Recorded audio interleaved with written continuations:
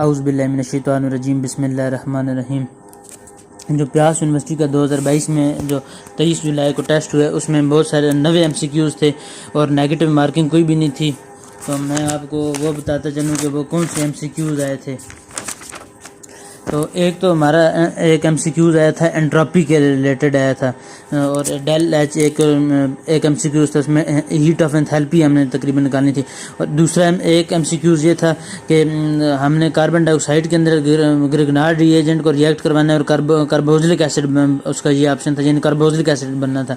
और एक और स्टीरियो केमिस्ट्री के रिलेटेड एक MCQs आया हुआ था जिसमें हमारे पास दो मॉलिक्यूल्स गिवन थे, वो एक ही मॉलिक्यूल्स एक ही बन रहे थे लेकिन वो आपस में एक दूसरे के स्टीरियो आइसोमर थे, तो वो हमने निकालने थे। और एक मिचेल्सन मेंटन कांस्टेंट का फिजिकल केमिस्ट्री से रिलेटेड आया था। और एक MCQs हमारा था HPLC क्रोमेटोग्राफी के रिलेटेड था। एक हमारे पास कॉलम क्रोमेटोग्राफी से रिलेटेड था। और एक हमारा MCQs था टाइट्रेशन का आया था जिसमें सिल्वर और साइनाइड की टाइट्रेशन करवानी थी, तो उसका एक सिल्वर नाइट्रेट का भी था टाइट्रेशन का, उस हिसाब से था। और एक MCQs था थर्ड ऑर्डर रिएक्शन का, उसके हमने यूनिट्स बताने थे। और एक MCQs आया था pKa और pH के रिलेटेड था, यानी ये भी तकरीबन है एनालिटिकल से रिलेटेड है, यानी टाइट्रेशन वगैरह में आ जाता है pH और pKa वगैरह, वो हमने निकालनी थी। उसके बाद एक था CF2COOH, यानी हम बहुत सारे ऑप्शन थे, उसमें से हमने ये बताना था ज़्यादा एसिडिक कौन सा है उसमें। और एक हम MCQs ये था, हमने आयोडीन, क्लोरीन, ब्रोमीन और फ्लोरीन की न्यूक्लियोफिलिसिटी बतानी थी कि कौन सा ज़्यादा गुड न्यूक्लियोफाइल है।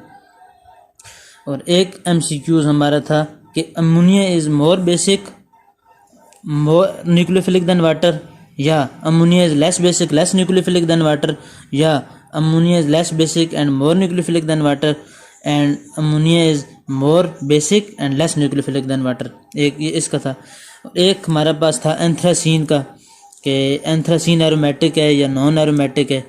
तो ये तकरीबन अभी मैं 13 MCQs बता रहा हूँ, एंथ्रासीन एरोमेटिक है या नॉन एरोमेटिक है।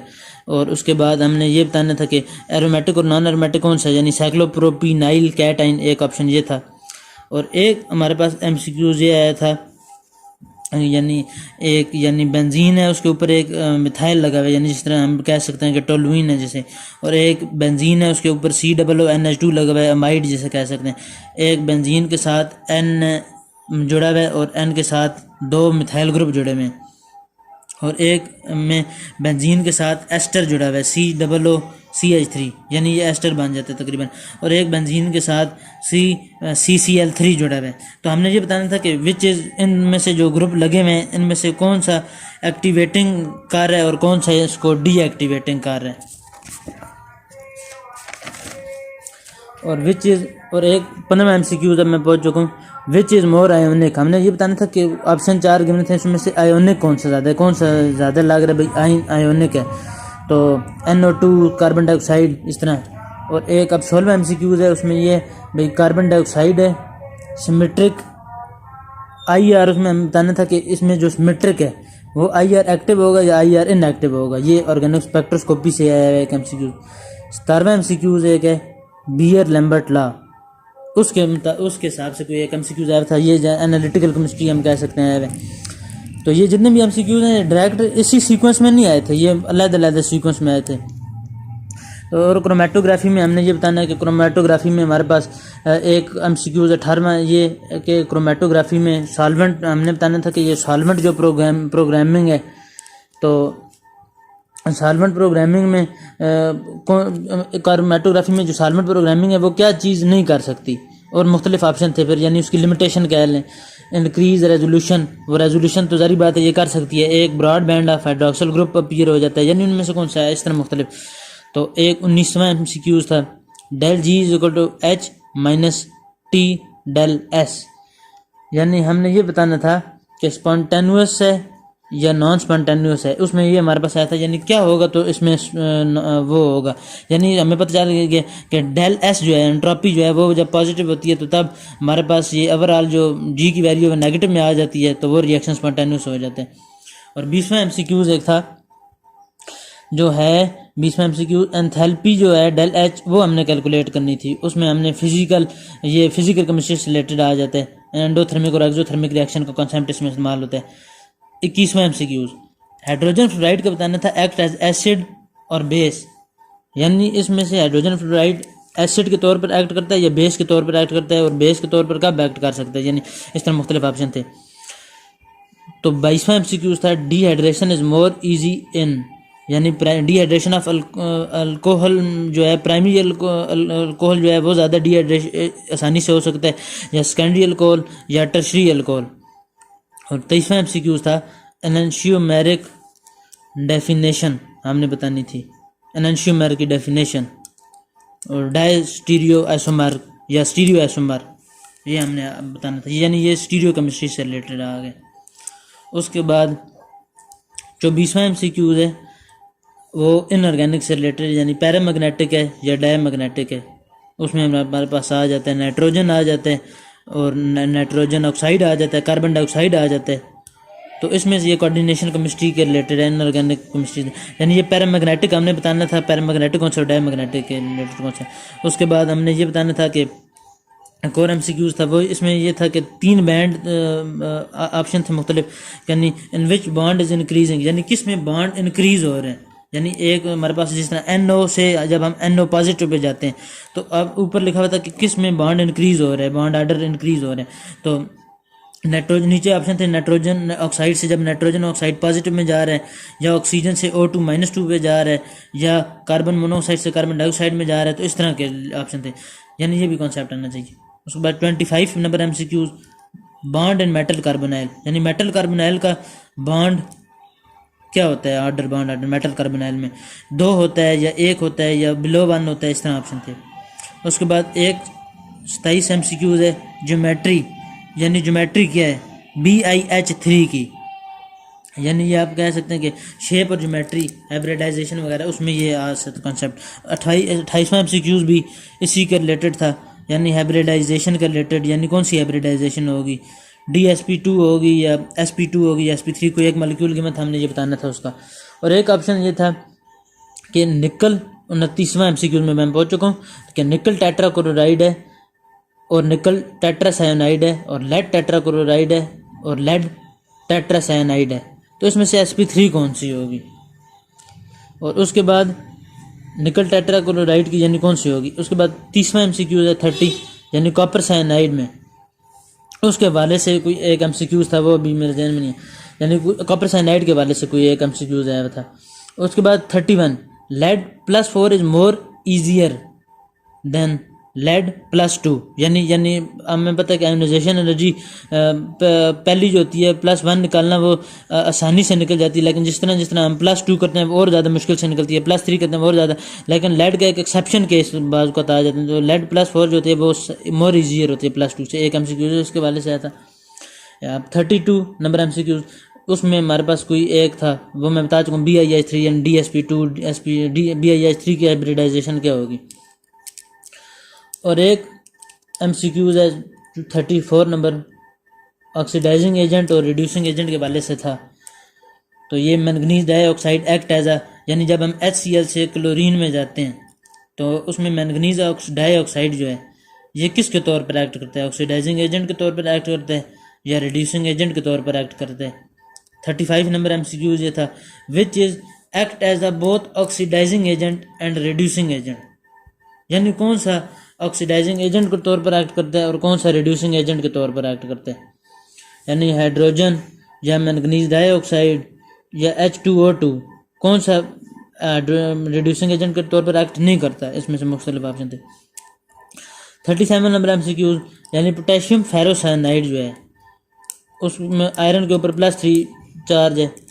आयरन इज मोर मैग्नेटिक, इसमें एक ऑप्शन था आयरन इज मोर मैग्नेटिक, इसमें मैग्नेटिक मूवमेंट आयरन की इन दो में से ज़्यादा किस में होगी। हम तो फिर एक ये था कि iron is more magnetic movement iron की होगी इसमें due to the more number of the unpaired electron present in iron, क्योंकि यानी आयरन में more number of unpaired electron मौजूद होते हैं। और एक 38 नंबर एमसीक्यूज था, ये भी एनालिटिकल केमिस्ट्री से रिलेटेड आया, यानी हाइड्रोजन इंडिकेटर जो है HIN वो IN के अंदर जा रहा है, तो इसके हवाले से कोई एक था। और एक MCQs ये था, एक carbon single bonded with carbon, triple bonded with carbon, यानी जिसे हम कह सकते हैं प्रोपीन, उसके अंदर हम NaCl हमने डाला है, तो ए प्रोडक्ट हमारे पास कोई बना है, तो उसके बाद हमने जब ए प्रोडक्ट बने तो उसके बाद हमने उसके अंदर carbon single bond double bond with carbon और ब्रोमीन यानी अल्कीन ब्रोमाइड डाला है, इथीन ब्रोमाइड, तो प्रोडक्ट बी बने। तो प्रोडक्ट बी हमने फिर ऑप्शनों में से देखना था कौन सा है। 39 number MCQs, limitation of Beer Lambert law. 40 number MCQs यानी रेट कांस्टेंट के वाले से था। 47 एक कोई था, उसमें ये था भाई एंगल जो है उसके वाले से कोई एक आया हुआ था कि एक कोई था एंगल और लैम्डा मैक्स के वाले से कोई था। 42 में उसमें भी मैक्सिमा वेव लेंथ इस तरह का कोई, और एक MCQs है उसमें अवर टोन फ्रीक्वेंसी के बारे में। मेरी अभी सीक्वेंस में 43 वो बन रहा है, 43 अवर टोन फ्रीक्वेंसी के वाले से। एक 44 MCQs NMR के वाले से था, स्पिन इन्वर्जन के वाले से या स्पिन इन्वर्जन के वाले से। 45 नंबर MCQs एक हार्मोनिक और एन हार्मोनिक के वाले से कोई आया था, एक कोई चीज़ एन हार्मोनिक और anharmonic. 45 broad bandwidth of water, यानी कोई चीज़ ऑप्शन था उसमें ये था ब्रॉड बैंड विड्थ वाटर की बन रही है, तो या हाइड्रोक्सल की ब्रॉड बैंड विड्थ आ जाती है, उसकी लिमिटेशन में किसी में एक ऑप्शन आया हुआ था। 46 number which correct which is not correct, कि कौन सा करेक्ट और कौन सा करेक्ट नहीं है, अबाउट कोई एक चीज़ थी। 47 number MCQs crystal field theory के वाले से कोई एक आया हुआ था। 48 number MCQs discuss electron limitation of discuss electronic यानी इलेक्ट्रॉन आयन इंट्रैक्शन एक ऑप्शन था। कोऑर्डिनेशन केमिस्ट्री के वाले से ट्रांजिशन कंपाउंड के वाले से एक भी था, और ऑप्शन थे कि यानी कौन सी इसकी लिमिटेशन, ये क्या चीज़ डिस्कस करता है, यानी ये। उसके बाद 49 number MCQs when pressure is apply, जब प्रेशर अप्लाई किया जाता है एंड गैस इज एक्सपैंड, और गैस एक्सपैंड हो जाती है, तो वर्क डन पॉजिटिव होगा या नहीं। और एक 50 नंबर MCQs के क्रिटिकल पॉइंट ऑफ वाटर के वाले से कोई एक न्यूमेरिकल प्रॉब्लम था। 373.9 इस तरह का 3.73 के वाले से आ रहा था। 51 नंबर MCQs उसमें यह था कि P1 प्रेशर जो है वो टर है में गिवन था, P2 जो है प्रेशर जो दूसरे प्रेशर था वो बार में गिवन था, टेम्परेचर T1 जो था वो डिग्री सेल्सियस में गिवन था, T2 जो था वो हमने फाइंड करना था केल्विन में, ऑप्शन था। 52 नंबर MCQs उसमें हमने ये बताना था M1V1 जो है मोलैरिटी और M2V2 उसमें 0.01 मोलर मोलैरिटी हम कह सकते हैं वो गिवन थी एक, और दूसरा वॉल्यूम कोई था गिवन था, उसमें से हमने M2V1 यानी ये इसके वाले से एक न्यूमेरिकल आया हुआ था।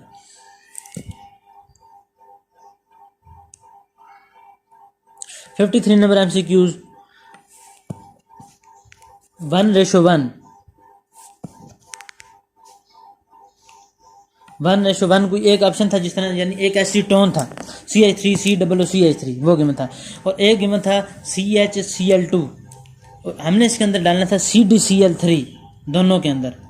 तो हमने ये बताना था कि जब इन दोनों को हमने CdCl3 के साथ रिएक्ट कराया तो पहले तो रेशो हमारे पास है 1:1, तो हमने कहा है कि कितना रेशो था, molar ratio, equivalent molar ratio, इस वाले से कोई एक MCQs आया हुआ था।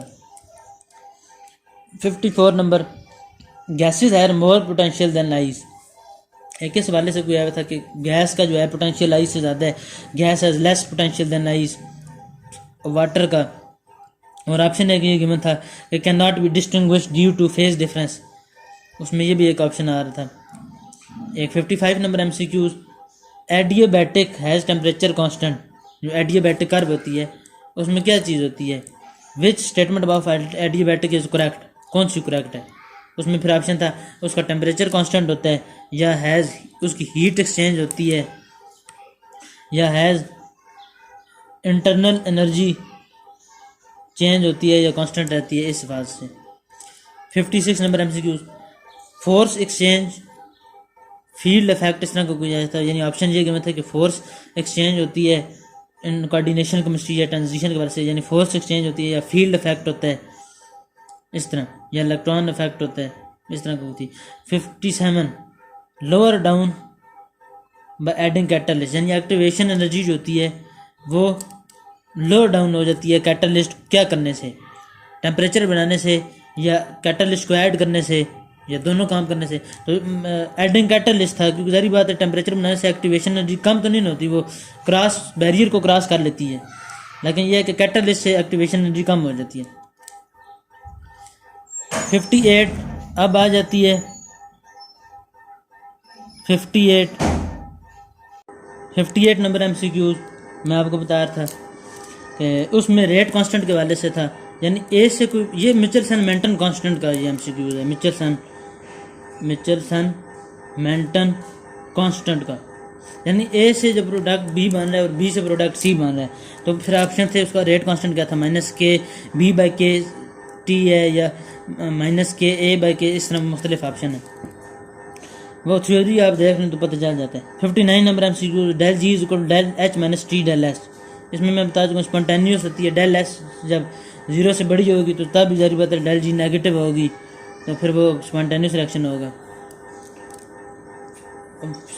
60 नंबर एमसीक्यूज, वो मैक्सवेल बोल्ट्जमैन लॉ की लिमिटेशन आई थी, यानी पार्टिकल्स आर डिस्टिंग्विशेबल हैं इसमें, तो एक ऑप्शन था कि पार्टिकल इनडिस्टिंग्विशेबल होते हैं, इसमें दो ऑप्शन कुछ और थे। तो अब आ जाता है 61 नंबर एमसीक्यू, इसमें एक्टिवेशन एनर्जी का ग्राफ बताना था, यानी log k divide by 1/t का नेगेटिव स्लोप होता है या log k ओवर 1/t का पॉजिटिव स्लोप होता है या log k बाय 1/RT का पॉजिटिव स्लोप होता है या log k बाय 1/RT का नेगेटिव स्लोप होता है। अगला एमसीक्यूज बियर लैम्बर्ट लॉ के वाले से एक था, high concentration work at low concentration, यानी किस में हाई कंसंट्रेशन पे वर्क करता है या लो कंसंट्रेशन पे वर्क करता है, इस तरह। 54 नंबर एक और 61 पे पहुंच गए थे, 61 62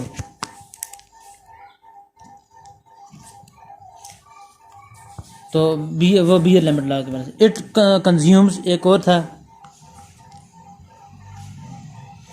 इट कंज्यूम्स अल्फा पार्टिकल्स या इट कंज्यूम्स बीटा पार्टिकल्स या थर्मल इलेक्ट्रॉन गन एक ऑप्शन था, एक ऑप्शन था कंज्यूम इलेक्ट्रॉन्स, एक गैमा रेज को कंज्यूम करता है, इस तरह का कोई इलेक्ट्रॉन डिफ्रैक्शन में, इस तरह का कोई ऑप्शन था। एक था 64 नंबर एमसीक्यूज, HBr जो है आयोडीन का कोई HBr के साथ रिएक्शन करवाना था और एसिडिटी बतानी थी कि ये एसिडिटी होती, एसिडिटी को चेक करता है या एसिडिटी को और बेसिसिटी को दोनों को चेक करता है या सिर्फ बेसिसिटी को चेक करता है और मॉइस्चर कंटेंट या चेक करता है, आयोडीन को कोई इस तरह का कोई रिएक्शन था। 65 number MCQs T1 65 number MCQs था, यानी हाफ लाइफ से रिलेटेड था, यानी ये कह सकते हैं कि फिजिकल केमिस्ट्री में न्यूक्लियर केमिस्ट्री के टॉपिक से है, यानी हाफ लाइफ 100 मिनट की है या हाफ लाइफ जो है 80 मिनट की है, जो एक हाफ लाइफ है वो 100 मिनट की है और दूसरी हाफ लाइफ है वो 80 मिनट की है। इसका क्या मतलब है, यानी जो पहला T1 है उसमें टेम्परेचर ज़्यादा है T2 से, यानी कंपाउंड अगर एक ही है तो T1 जो है टेम्परेचर T2 से ज़्यादा है या T1 T2 से कम है या T1 T2 के बराबर है, यानी क्यों एक हाफ लाइफ जो है 100 मिनट है और एक जब हमने टेम्परेचर जो दूसरा हुआ है उस टेम्परेचर पे 80 मिनट है, यानी इसमें टेम्परेचर का क्या डिफरेंस है। ई और एक्टिवेशन एनर्जी जो है या तो फिर A1 जो एक्टिवेशन एनर्जी पहले की है वो दूसरी से ज़्यादा है या नहीं, ये कांस्टेंट है दोनों की इस तरह। 66 नंबर एमसीक्यूज, यानी ए हमने निकालना था कोई compound is increasing half life के रिलेटेड भी था वो कोई, या कांस्टेंट के रिलेटेड या हाफ लाइफ के, इसमें ए कोई निकालना था। 67 नंबर एमसीक्यूज, उसमें सिल्वर मिरर टेस्ट आया था, यानी वो किसको डिटेक्ट करता है, कार्बोक्सिलिक एसिड को या एल्डिहाइड को, उस वाले से। एक था 68 नंबर एमसीक्यूज, उसमें हाइड्रोजन को ब्रोमीन के अंदर जब डाला है और HBr बना है तो उसकी कोई था कोई वो एंडोथर्मिक एंथैल्पी चेंज का कोई क्वेश्चन था उसके वाले से। उसके बाद 69 नंबर एमसीक्यूज स्पिन इन्वर्जन थी, यानी अकर इन एनएमआर। ये बात का ये वाला रिपीट हुआ है ना, क्योंकि ऊपर बता चुका हूँ ये वाला, लेकिन ये वाला दोबारा इधर आ गया। तो स्पिन इन्वर्जन अकर इन एनएमआर, यानी उधर तो सारी बात रिपीट नहीं हुआ था, इधर जो मेरी सीक्वेंस है इधर रिपीट हुआ है, क्योंकि मैंने तो लिखे हैं सोच के जो मेरे जहन में आ रहे थे कि मैं टेस्ट में क्या देखूँ, वो मेरे अल्लाह का शुक्र है मेरे वो जहन में रहे हैं, हाफिज़े में रहे हैं, वो वाले फिर मैंने लिख लिए, मेरे जहन में आ गए फिर। तो स्पिन इन्वर्जन अकर इन एनएमआर, वो एनएमआर से बता चुका हूँ। 70 नंबर एमसीक्यूज था, वो एनएमआर से, आईआर से, और यानी फ्लोरेसेंस और फॉस्फोरेसेंस, ये 4 ऑप्शन थे। यानी स्पिन रिलैक्सेशन में क्या होता है, ये एनएमआर में आती है या आईआर में आती है, या इसमें फ्लोरेसेंस होती है या फॉस्फोरेसेंस होती है, तो ये बताना था। अब 71 नंबर एमसीक्यूज, वो वेव एनर्जी और एनर्जी से रिलेटेड था, यानी लैम्डा जो होता है वेव लेंथ का, उसके बाद से वेव नंबर यानी डायरेक्टली प्रोपोर्शनल है एनर्जी के। अब आ जाते हैं 63 फ्रीजिंग पॉइंट, इसमें आ जाता है यानी रिजल्ट जो है, यानी 72 नंबर एमसीक्यूज, ये फ्रीजिंग पॉइंट से रिलेटेड कोई था। यानी फ्रीजिंग पॉइंट जो होता है वो डिक्रीज हो जाता है जब NaCl जब डाला जाता है, is added, it decreases freezing point of water due to, आगे फिर मुख्तलिफ ऑप्शन गिवन थे। उसके बाद 73 नंबर एमसीक्यूज, ये फिजिकल केमिस्ट्री से रिलेटेड है, उसमें फिजिकल एब्जॉर्प्शन आ जाती है, केमिकल एब्जॉर्प्शन आ जाती है, हीट ऑफ एब्जॉर्प्शन हमने ये बतानी है, यानी फिजिकल एब्जॉर्प्शन में लेस होती है या ज़्यादा होती है, और एक एमसीक्यू ये था। और केमिकल एब्जॉर्प्शन मोनोलेयर होती है ये, और हीट ऑफ एब्जॉर्प्शन जो होती है इसमें ग्रेविटर होती है केमिकल एब्जॉर्प्शन में। तो ये फिजिकल केमिस्ट्री से रिलेटेड। अब 74 नंबर एमसीक्यूज, फ्रेंडलिच लैंगमीर एब्जॉर्प्शन जो एसोथर्म वगैरह हैं उनके रिलेटेड है। उसके बाद एक 75 नंबर एमसीक्यूज एनालिटिकल केमिस्ट्री से रिलेटेड है, KD डिस्ट्रीब्यूशन कोफिशिएंट, उसमें आ जाता है डिस्ट्रीब्यूशन कोफिशिएंट वगैरह, या डिसोसिएशन कांस्टेंट, इन दोनों में से कोई एक था। और this put in water and, यानी anything put in water and it is extracted और it is done in solvent, यानी कोई चीज़ वाटर में डाली गई है फिर उसको किसी सॉल्वेंट में डाला गया, तो वो सॉल्वेंट में जाके चला गया, एक्सट्रैक्ट सॉल्वेंट में जाके चला गया, तो उसकी डिसोसिएशन कांस्टेंट 1 होगा, या उसका डिसोसिएशन कांस्टेंट बिलो 1 होगा, उसका क्या होगा, या डिस्ट्रीब्यूशन कोफिशिएंट या डिसोसिएशन कांस्टेंट। आइसोस्टीरिक एक 76 नंबर एमसीक्यूज, आइसोस्टीरिक लैंगमीर एब्जॉर्प्शन, आइसोटैक्टिक या टैक्टिक या आइसोस्टीरिक, उसमें से कोई आया था। एक कोई 77 नंबर एमसीक्यू, एक कोई एलाइरेडाइल मैकेनिज्म के आया हुआ था एमसीक्यू, उसके वाले से। एक कोई था अमोनिया यानी नाइट्रोजन में और हाइड्रोजन में कन्वर्ट हो रही है।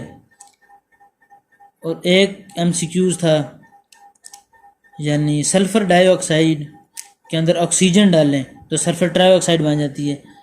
तो एक एमसीक्यूज ये था, ये एक अलग आया था। और एक एमसीक्यूज अलग आया था कि which is not a reducing agent, इनमें से कौन सा रिड्यूसिंग एजेंट नहीं होगा।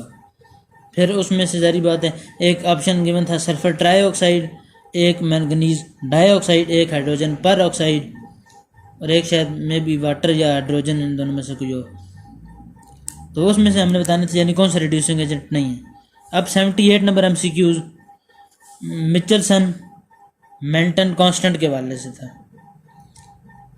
वो मैं बता चुका हूँ शायद पीछे, लेकिन चलो दोबारा आ गया। 78 यानी ए अगर बी में कन्वर्ट हो रहा है और बी K2 कांस्टेंट के थ्रू सी में कन्वर्ट हो रहा है, और D B by D T जो रेट होगा बी का वो हमने निकालना था, वो क्या होगा। ऑप्शन मुख्तलिफ गिवन थे। फिर 79 नंबर एमसीक्यूज, एक यानी दो हमारे पास एक थे, यानी एक हमारे पास था बेंजीन, उसके ऊपर लगा हुआ था मिथाइल ग्रुप और उसके नीचे लगा हुआ था nitro group, para nitro toluene. एक था पैरा नाइट्रो एनिलीन। हम ये बताना था कि विच अलूटेड फर्स्ट इन कॉलम क्रोमेटोग्राफी, यानी कॉलम क्रोमेटोग्राफी में कौन सी चीज़ पहले निकलेगी इन दोनों में से। मुख्तलिफ ऑप्शन गिवन थे, एक में पहला यानी निकलेगा, एक में दूसरा निकलेगा, और एक में ये था कि it can be different due to same size, it can be difficult to, यानी हम ये नहीं बता सकते कि कौन सा निकलेगा, क्योंकि ये या हो सकता है कि ना ही निकलें, या हो सकता है स्लाइटली सेम निकलें। ये मुख्तलिफ ऑप्शन थे, यानी स्लाइटली सेम निकलेंगे, या पहला दूसरे से तेज़ निकलेगा, या दूसरा पहले से तेज़ निकलेगा, या दोनों स्लाइटली सेम निकलेंगे।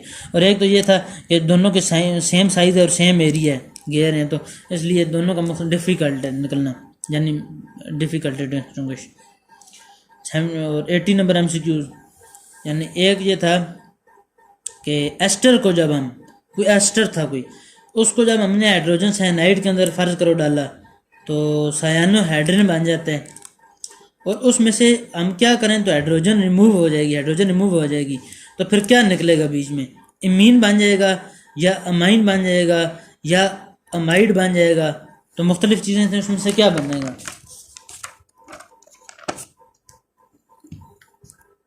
81 MCQs, अमोनिया और अमीन अमाइड, इसके वाले से कोई एक था। 82 ये था मिथाइल ऑरेंज है, वो कौन सा कंपाउंड है, उसमें क्या चीज़ मौजूद, एजो कंपाउंड है या बाकी तीन ऑप्शन कोई और थे।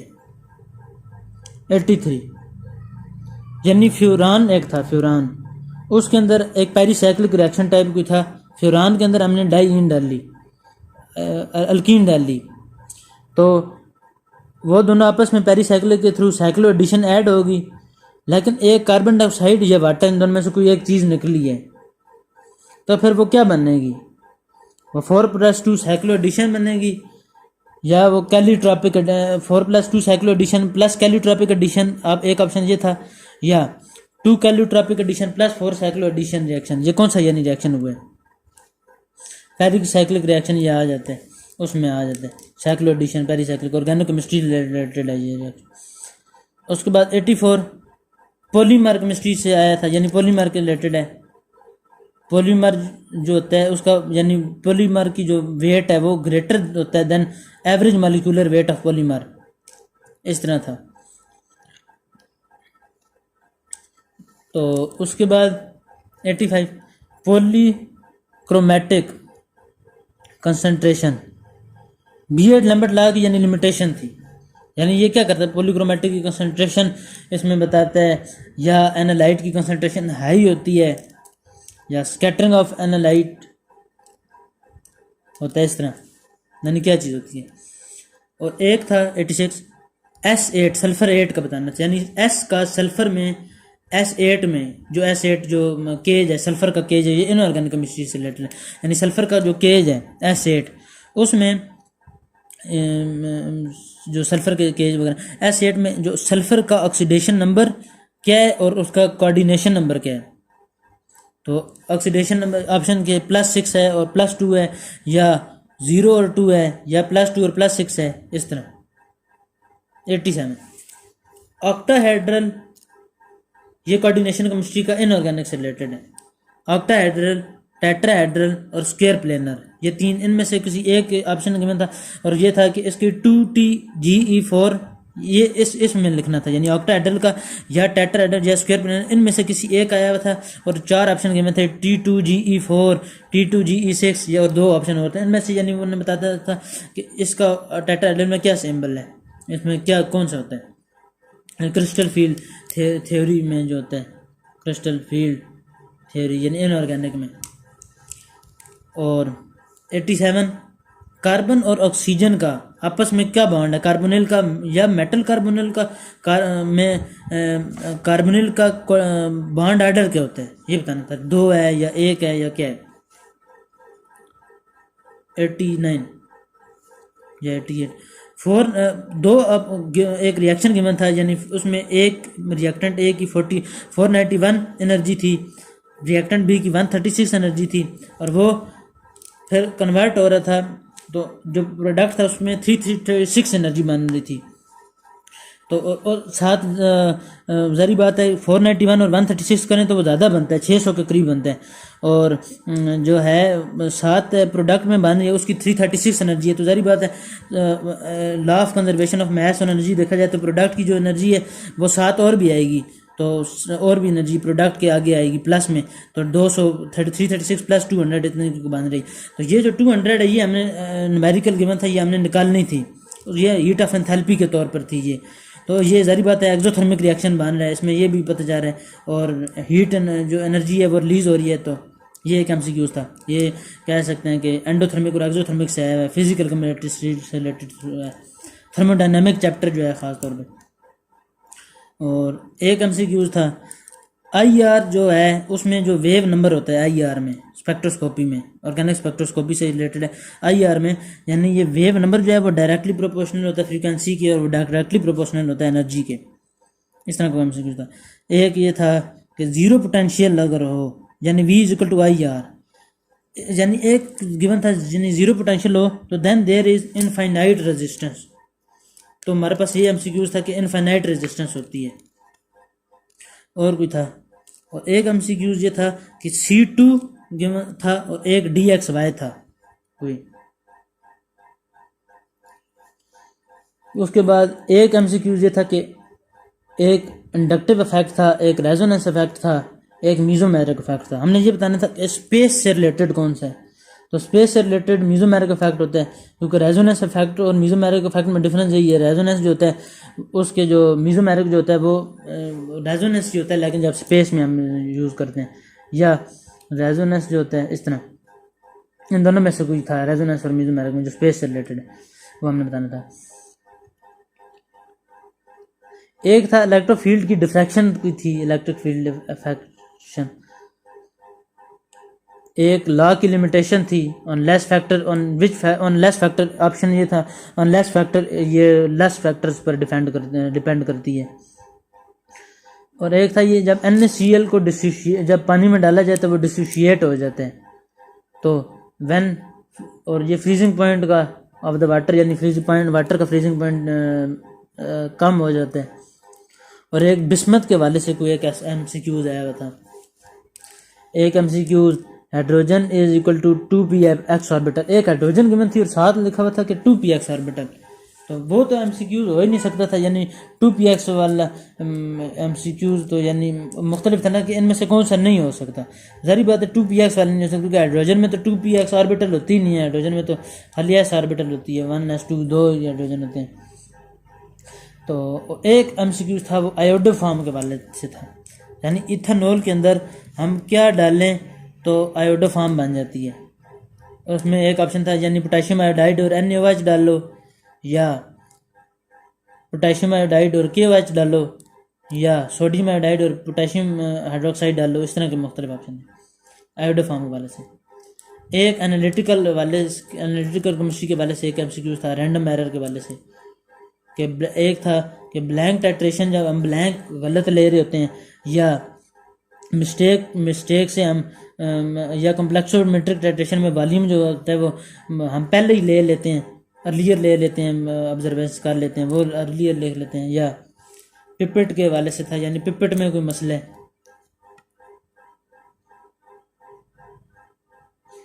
और एक ये था कोई MCQ था नॉन पोलैरिटी के बारे से, नॉन पोलर। और एक था स्ट्रोंशियम डाइऑक्साइड और नाइट्रोजन डाइऑक्साइड के वाले से, कि इनमें से आयोनिक कौन से, ये ऑप्शन के मतलब इनमें से आयोनिक कौन से।